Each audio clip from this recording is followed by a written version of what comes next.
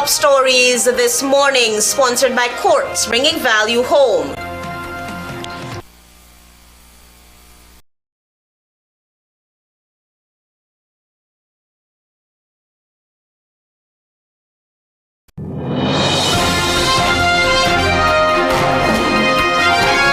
Your top stories this evening, sponsored by Courts, bringing value home.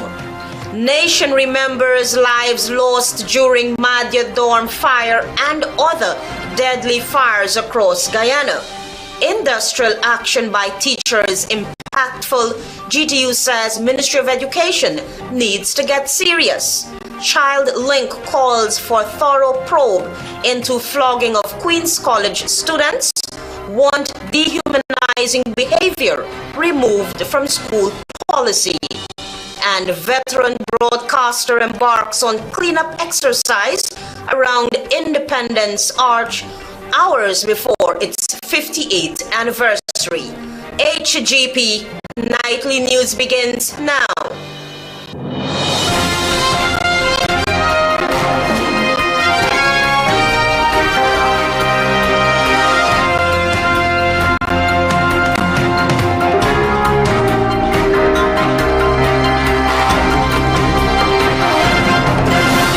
Good evening to our viewers here in Guyana and online. I'm Melissa Grant with the Tuesday 21st May 2024 edition of the HGP Nightly News. At this hour, we will tell you that today marked 1 year since the nation was plunged into mourning after 20 children lost their lives in the deadly Mahdia dormitory fire.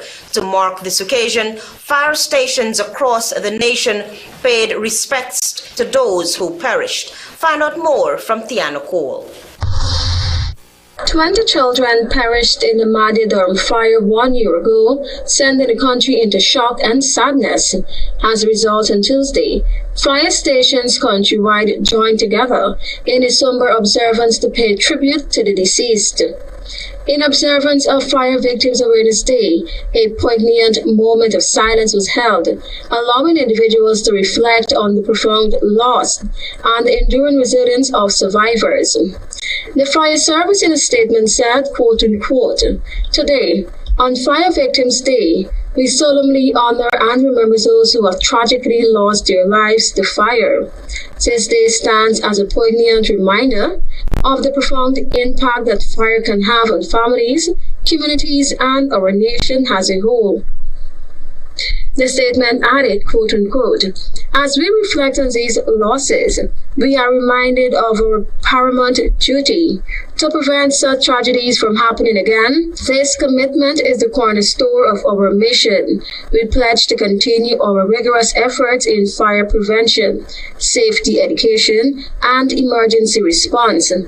Our dedication to enhancing fire safety standards, conducting thorough inspections, and ensuring that our communities are prepared and resilient remains unwavering." A total of 20 children, 19 female students, and a 5-year-old boy lost their lives on May 21, 2023, while several others were injured. It was reported that a fire was allegedly set by a 15-year-old student after her cellular phone was taken away by the dorm's mother and a teacher. That teenager has since been charged with 20 counts of murder. The fire was allegedly set in the bathroom area of the dorm, which quickly spread throughout the building. Several of the injured students were air dashed to the Georgetown Public Hospital Corporation, GPHC, for treatment. On May 27, a 13-year-old girl was flown to the Northwell Health Burn Care Center in New York to seek advanced medical care. She has since returned home and is still recovering. Meanwhile, after months of public appeals, President Irfan Ali announced the commencement of a Commission of Inquiry, COI, into the deadly blaze, and that the families of the victims will be compensated by the state.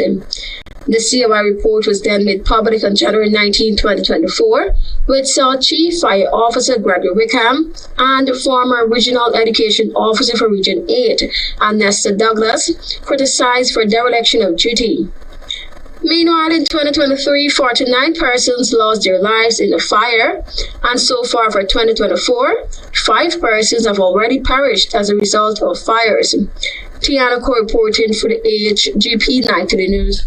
Thank you, Tiana. Now that conciliation talks between the Ministry of Education and the Guyana Teachers Union, the GTU, have reached a stalemate, the union has reminded the ministry of the impact the ongoing strike action is having on the education sector.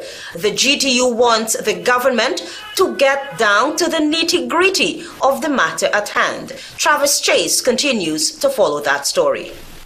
It is the view of the Guyana Teachers Union that since the resumption of strike action by the nation's teachers, the Education Ministry is feeling the brunt of the industrial action. President of the Guyana Teachers Union, Dr. Mark Light, said that it is a fact that teachers have been staying away from the classrooms. If you look at the stats, a lot of teachers, we're not having a lot of days of protest, but a lot of teachers are not at work, students are not at work. So the strike has been really impacting the system. Education Minister Priya Manik-Chand at her last press conference expressed deep concern about the learning loss that is being experienced as a result of the absence of teachers from the classrooms. To this end, the GTU president said the ongoing strike action has caused the Ministry of Education to call off end-of-term examinations and opt for continuous assessments of students. Ministry has done a different way of assessing rather than a summative exam, a final exam. They have gone to continuous assessment, which gives an indication that all is not well in the system. Reportedly, since the resumption of strike action by teachers, some schools have reported that more than 80% of its teachers are in support of their union. Currently, conciliation talks between the Education Ministry and the Guyana Teachers Union are at a gridlock. The Education Ministry wants the strike called off so that they can begin negotiations. The GTU, in return, asks the Education Ministry to prove that they are serious about negotiating and pay teachers a 20% advance of an interim salary increase pending final negotiations. The Education Ministry believes that a late request is an unreasonable ask by the GTU. Dr. Light was questioned about this. Well, the Chief Labour Officer came with some considerations, and it was only fair that GTU put its position on the table too. So that is when we put our position. We were never asked to put our position. We put our position where we thought that the time was right. So that's what we did. The GTU is demanding salary negotiations from 2019 to 2023, while the government is only offering a new multi-year agreement from 2024. Travis Chase, HGP Nightly News. Thank you, Travis. Veteran radio broadcaster Franklin Bobby Vera on Tuesday decided that enough is enough and embarked on a campaign to spruce up Guyana's lone Independence Arch. The Independence Arch, which was a donation to Guyana, was unveiled on May 22, 1966 to commemorate the country's independence. More details from Dacia Richards. Mr. Bobby Vera, local radio personality, has took it upon himself to conduct a cleanup campaign at the Independence Arch that was donated in 1966 by the Demerara Bauxite Company to commemorate Guyana's independence. Bobby Vera highlighted that the Independence Arch, which sits opposite the 1763 monument, is among a few places locals and tourists can visit while in Georgetown. He added that future generations should be able to visit the monument and become familiarized with Guyana's rich history.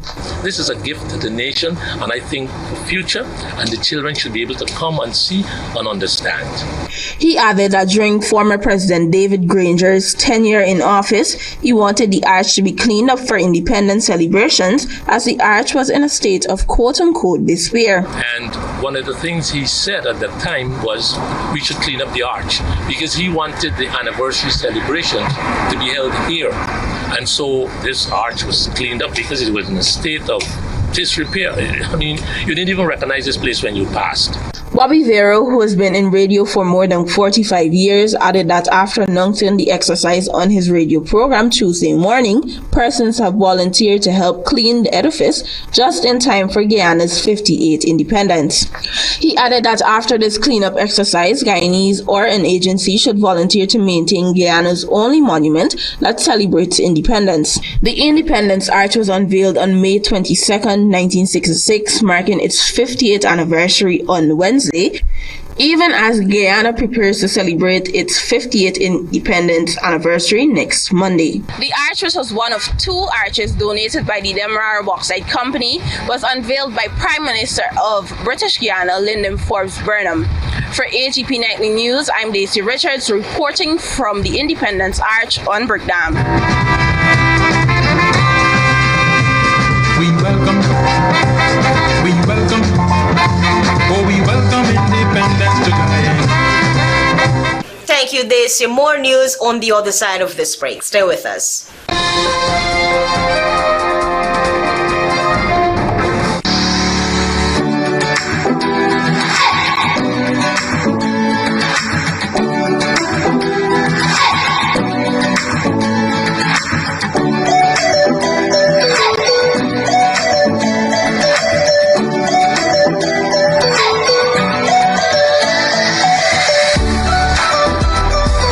We at SNL Electrical Agency believe that a good design begins with a great lighting plan, from ambiance lighting to statement chandeliers.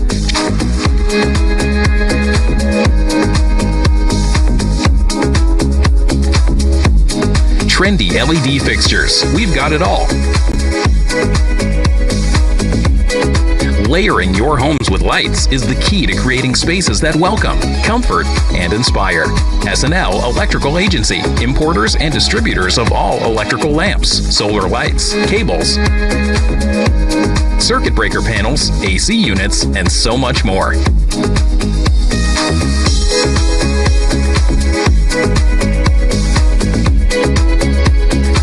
SNL Electrical Agency, 179 to 180 Thomas Street, Kitty. Telephone 226-3018, 223-1634. Say goodbye to germs with a free Sterling Super Soap automatic dispenser. That's right, get free equipment and installation of our touch-free dispenser. The perfect amount of soap every time ensures clean and germ-free hands. Refilling is quick and easy with 4 amazing fragrances: coconut, sunflower sunrise, pink blossom, and citrus zest. Call us on 265-7403. 2 day and night facilities will be constructed in regions 2 and 4 to provide a safe space for the children of working parents. Monies will also be spent to rehabilitate and improve the facilities at the Sophia Care Center and Mahdia Children's Home. This $287 million investment is part of the 2024 national budget, which is supported by revenues earned from oil production.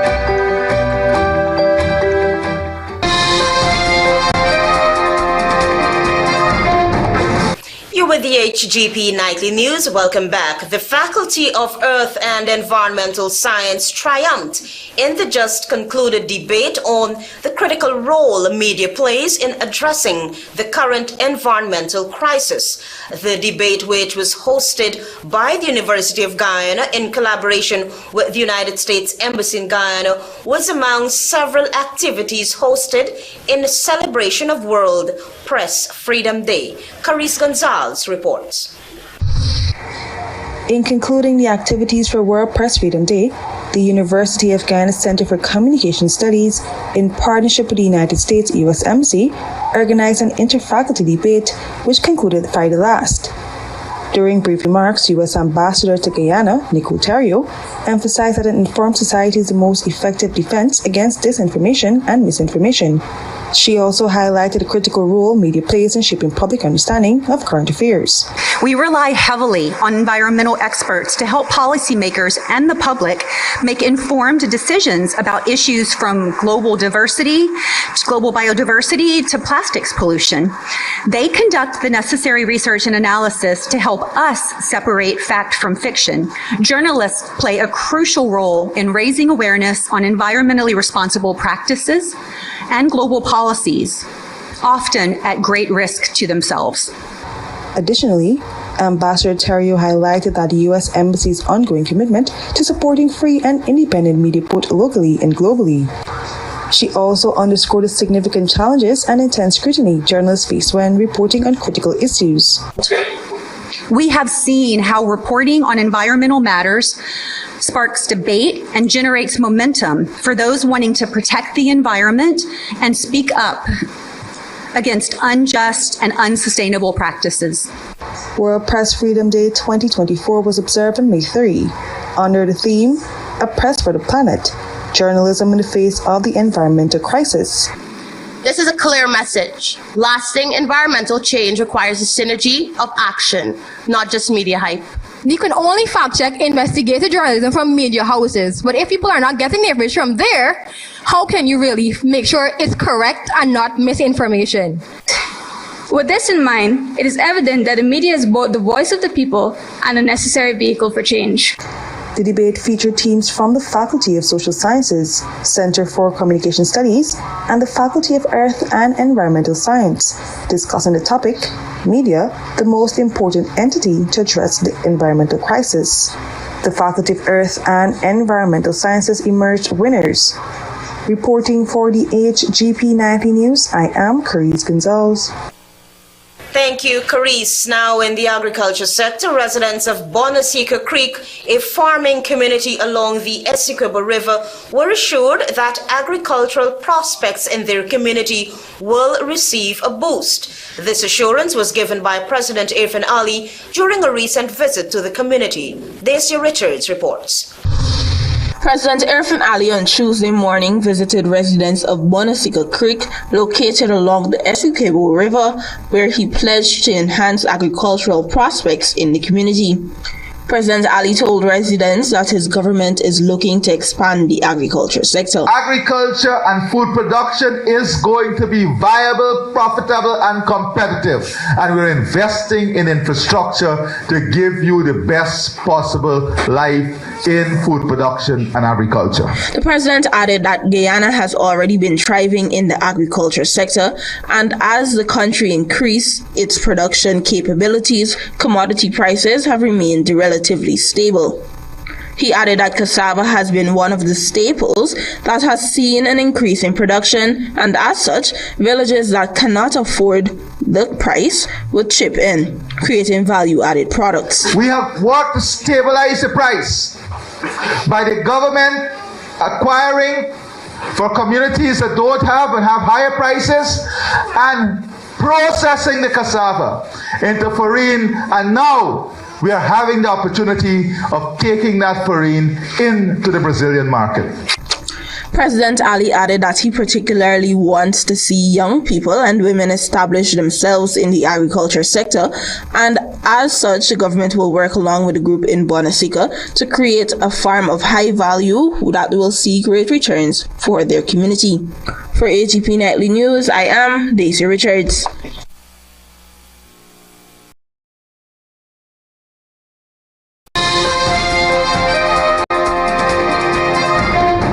Planning a cleanup?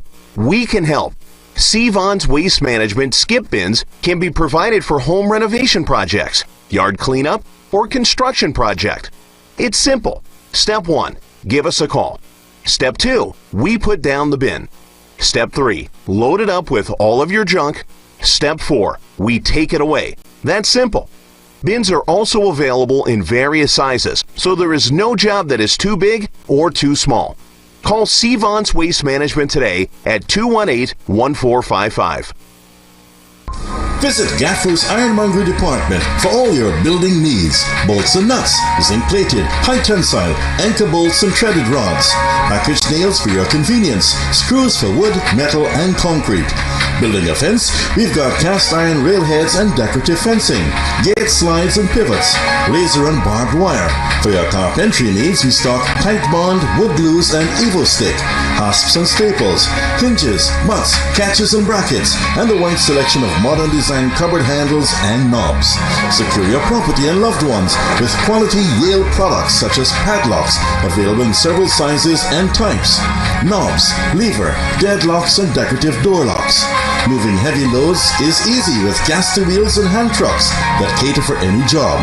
For construction, you've got scaffolding along with ladders, multi-purpose, extended, fiberglass and step ladders too. For everything you need under one roof, it's Gaffurs, the name you can trust. Number 1 world famous astrologer and psychic, Astro Pandit Ishwar. Astrology prediction is God's gift, passed down from generation to generation. He is specialized in the removal of black magic, negative energy, bad luck, voodoo, evil spirits, your worries, and here, special guidance for broken relationships, husband and wife disputes. Expert in bringing back loved ones, business problems, sexual problems, children's problems, family problems, health problems, domestic problems, and many more. 100% warranted result. All matters private and confidential. Call or WhatsApp now for book on appointment. And all religions are welcome.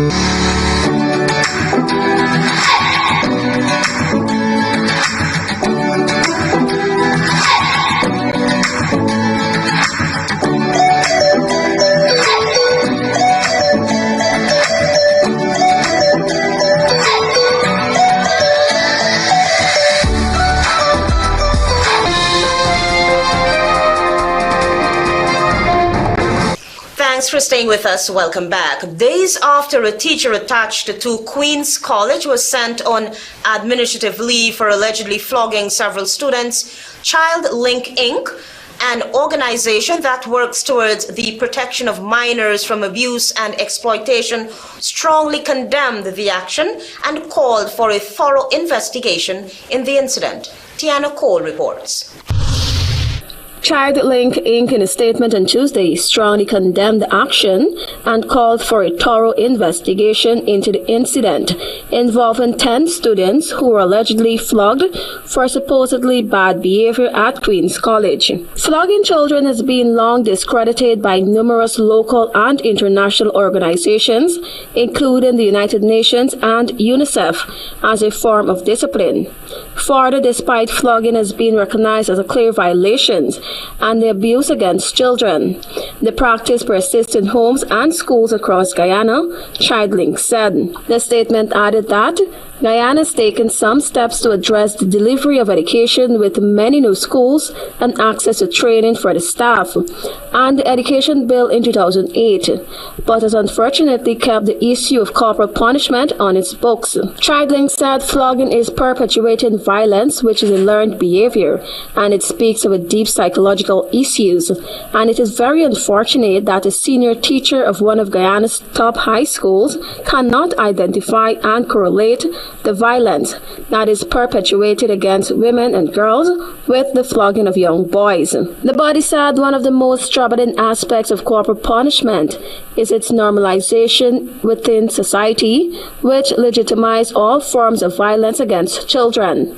This undermines effort to promote non-violent forms of discipline, conflict resolution, and correction of behaviors. The body reminded that flogging of children has no place in a modern progressive society like Guyana, and the Ministry of Education should strongly consider taking a more proactive approach to have this dehumanizing behavior removed from its policy. According to reports, an investigation has been launched into the beating of the students, which allegedly occurred last Thursday around 10:15 hours. Nightly News reached out to the school head teacher, but several calls went unanswered. Tiana Ko reporting for the HGP Nightly News. 2 months after a teenager was fatally shot by a security guard at his place of work, family of the dead teen is calling for justice. Tiana Cole has the details. The parents of 18-year-old Jared Jagnandan, who was fatally shot by a cyber security guard while working at Shaft Auto Sale Inc. on the east coast of Demerara on March 21, are demanding that both the security firm and auto sales company be held accountable for the death of their son. The parents in a statement on Tuesday said, quote unquote, "We, Avalon and Rishma Jagnandan, feel we have no choice but to address the public on something that has altered our life as we know it. And the only way we can hope to get back to some sort of semblance of normalcy is if we can get justice." The family said it has been disclosed that the security service negligently and recklessly permitted the guard to possess the loaded firearm, knowing that he had no license or permit to do so. It has also been disclosed that the security service has not cooperated with the police by providing critical records that they are legally required to maintain. In renewing their calls for justice, the immediate family said, quote unquote, "The police have suggested that the file has gone to the DPP's office for advice. Our attorney told us it does not ordinarily take this long for a matter to be investigated and advised upon. We have been advised by our attorney that under the Private Security Act, every director of Cyber Security Inc. can be criminally charged for breaches of the Act. The security license can be cancelled or suspended. Firearm license can be revoked." The family said too that it is considering instituting civil proceedings in addition to what is supposed to take place in the criminal realm. Quote unquote, "Life will go on for everyone but us. Our son Jared was 18 years old. He had his whole life ahead of him." Meanwhile, last month, Minister of Home Affairs Robson Ben said in light of the two recent killings with firearms belonging to private security firms, authorities were looking to implement stricter sanctions against private security firms for deficiencies. In both cases, the minister said the private companies were required to retrain the security officers. The immediate response was the taking away of weapons, and we are trying to find more resorts to sanction them for the deficiencies. The minister added that following the incidents, reviews were conducted on the companies, weapons were removed, and more training was requested. Well, I don't know that any of them is accidentally. If you're a security service, don't. If you are a trained security person and you have a precept, it could not be accidental in the way the incident happened. And the response to save the young man's life was very inadequate. Tiana Ko reporting for the HGP Nightly News. Thank you, Tiana. Stay tuned for regional news.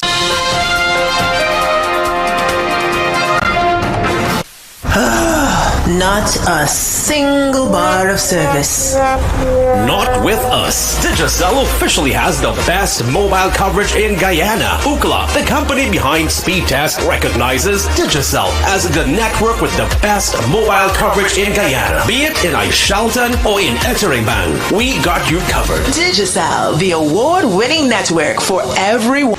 Attention homeowners and contractors. When it's time to add the finishing touches, tiles must be on your list. And there's only one place to get the best quality and widest range with modern designs. Gaffurs is the #1 supplier of tiles in Guyana. We've got floor and wall tiles, ceramic and porcelain tiles, stone slate, terrazzo stone, mosaic tiles, and all the accessories including tile trim, spacers, sealers, cleaners and polishers. Also the important thin set and grout. At Gaffurs, the options are endless, but we make it easy for you with the experts in our tile department. They are to assist you in making the right choice. Get the right tiles at the right price from Gaffurs Macdoom Mega Complex or the outlets of Perican, Means, Land of Canaan, Bedford Wacting, Rose Hall, Kanji, and Diamond. Gaffurs for all your tiling solutions.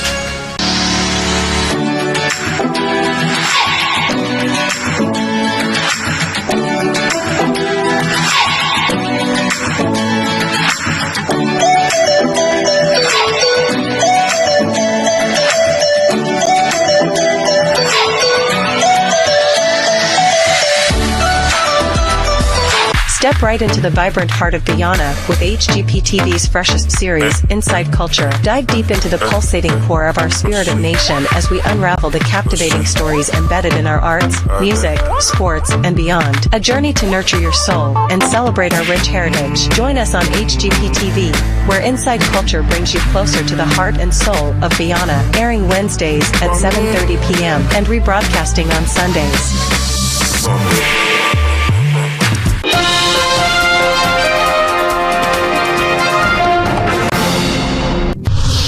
Good evening and welcome to Tuesday's edition of the Regional News.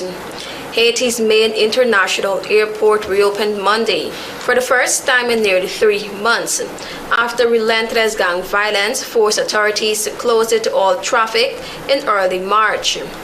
The reopening of the Toussaint-Louverture Airport in the capital Port-au-Prince is expected to help ease a critical shortage of medications and other basic supplies, since the country's main seaport remains paralyzed. However, only Sunrise Airways, a local carrier, is flying in and out of Port-au-Prince for now. U.S.-based airlines are not expected to start doing so until late May or early June. Before Monday's reopening, the sole airport operating in Haiti was the one located in North Coastal City. However, it was out of reach for many seeking to flee the country, since the roads leading from Port-au-Prince are controlled by gangs that have opened fire on cars and buses passing through. The attacks began on February 29 with gunmen seizing control of police stations, opening fire on the Port-au-Prince airport, and storming Haiti's 2 biggest prisons, fleeing more than 4,000 inmates. Gangs since then have directed their attacks on previously peaceful communities, leaving thousands homeless. More than 2,500 people have been killed or injured in Haiti from January to March, a more than 50% increase compared to the same period last year, according to the United Nations.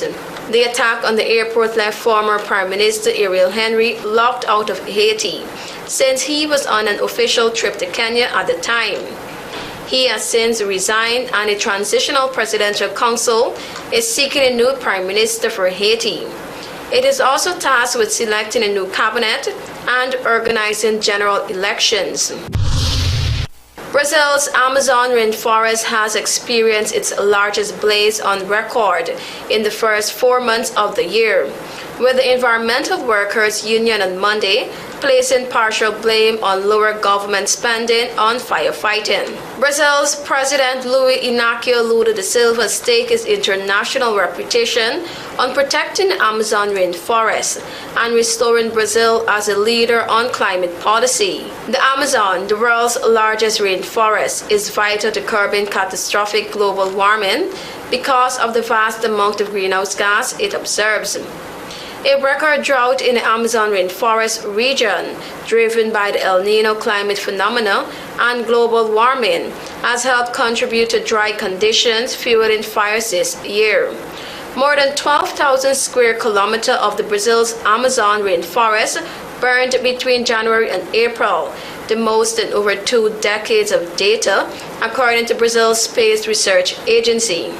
Fires in the Amazon generally do not occur naturally, but are ignited by people, often seeking to clear land for agriculture. Firefighting budget cuts are also partially to blame, environmental workers said in a statement. 3 former members of the Strategic Service Agency SSA were charged with misbehavior in public office on Monday. Police confirmed that dismissed former Director Major Roger Best was not charged, as investigations into allegations of misconduct against him are ongoing. However, Best religious advisor self-professed spy Pastor Ian Brown, along with Pertel Griffith, a former security supervisor, and Sergeant Sherwin Waldron, a tactical operations officer, were charged. The men, along with Best, were arrested last week before they were released on the weekend. However, according to reports, following legal instructions, investigating officers moved to charge the trio last evening. In March, Prime Minister Dr. Keith Rowley advised that Best would be sent on administrative leave before appointing former U.S. Ambassador, retired Brigadier General Anthony Phillips Spencer, to take over the agency. Phillips Spencer is still undertaking a probe of the SSA's operations. Best was fired on Saturday, 3 days after he and 3 others were arrested and questioned in relation to state-issued firearms. Thank you for watching. I am Tiana Cole.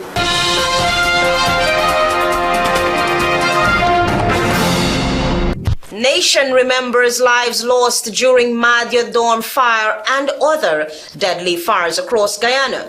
Industrial action by teachers impactful. GTU says Ministry of Education needs to get serious. Child Link calls for a thorough probe into flogging of Queen's College students. Wants dehumanizing behavior removed from school policy.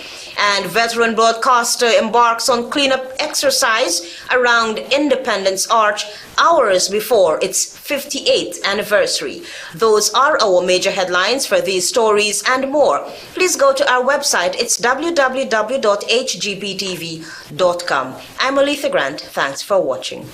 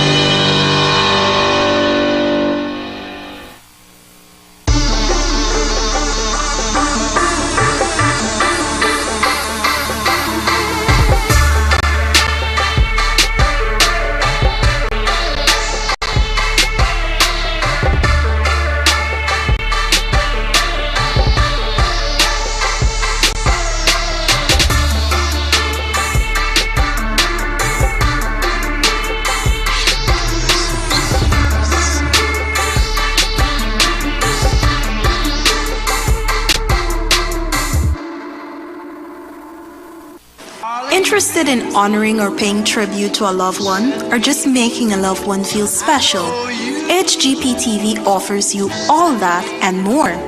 Air your birthday greetings, death announcements, and wedding anniversaries on HGP TV today.